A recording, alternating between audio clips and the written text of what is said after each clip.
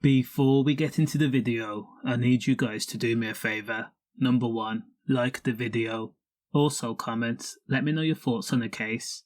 Notorious and dangerous David Byrne was an Irish criminal who was part of the Byrne gang working under his big brother, crime boss Liam Byrne, who himself was extradited from Spain and is facing a long jail sentence for the transportation of Class A gear and also GUNs to the tune of millions.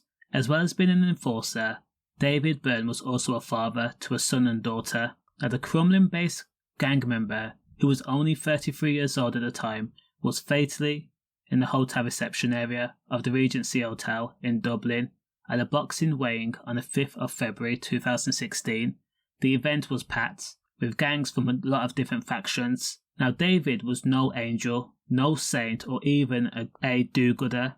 He was an avid boxing fan, and he was also a criminal through and through, an enforcer. All you had to do was look at the long list of his criminal records, and there were serious charges. Think about this. David had been arrested in connection with the tragic murder of Dublin man 31-year-old Gary Bryan. The known gangster and dealer was standing on the pavement outside a home on Bunting Road, Walkingstone, which was his girlfriend's mother-in-law's home at the estimated time of 7 p.m. He was working on a car. His girlfriend asked him to want a cup of coffee. He says no. A car had rolled forward at a crawling pace, pulled into park and then opened fire.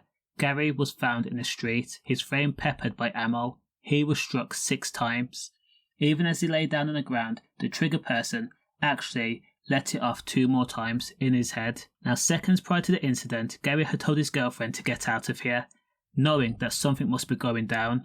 Now, the gardai quickly established that Gary was known to police, and this was just the latest incident in the reoccurring Hutch vs Kinahan dispute. Now, the trigger person had fled the scene in a silver Subaru Impreza.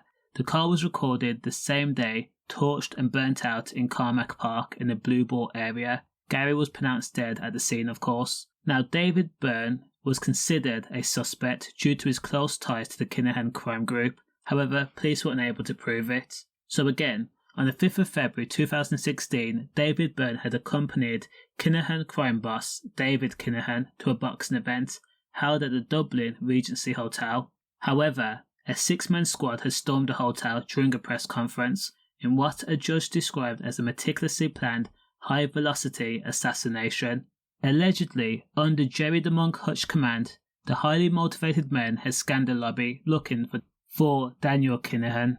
Now, CCTV showed David Byrne running away from the masked men, but then he doubled back to make sure that Daniel Kinahan had gotten away and was safe. Once he did that, David then ran across the reception area.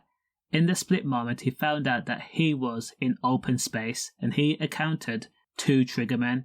They were people that David probably knew, as he had spent a lot of time with Jerry the Monk Hutch in Lanzarote and Gary Hutch in Spain. Once upon a time, they were all mates.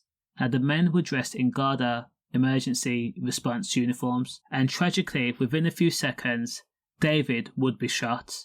CCTV also showed the triggerman standing on top of the reception desk, firing once, twice, 3 times more. David Byrne was shot 6 times. Again, police says that the person responsible knew exactly what they were doing, as they had looked David directly in his face, and they would have seen every etch of emotion in him: fear, panic, regret, disappointment, and so forth. At trial, Jerry Hutch was found not guilty for the M. During the investigation, police had tapped Jerry's phone and listened in on private conversations, but the judge concluded that Jerry had not made any omissions that he was in the Regency Hotel. Furthermore, Jerry was like in his 50s, and the movements of the trigger people caught on CCTV showed that they all had more agility than someone of a 50-year-old. Now, the judge commented that it's highly plausible that the M was planned by Jerry's brother Patsy. However, 2 people were found guilty in connection with the M, but on much lesser charges. Paul Murphy, who was 62 years old, of Cherry Avenue, Swords, was found guilty of a lesser charge, and that was being the person that provided the motor vehicle to the Hutch crime family, with the knowledge or having been reckless as to whether these actions could facilitate in a serious offence.